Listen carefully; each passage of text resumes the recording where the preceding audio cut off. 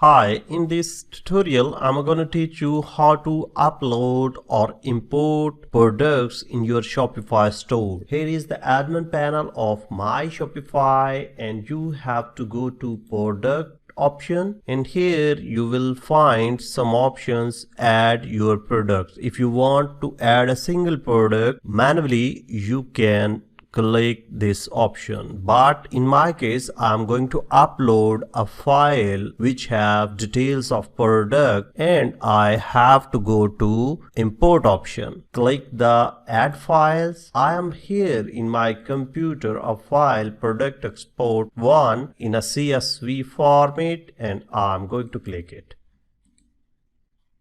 You will find this option here, copy of pizza, import products.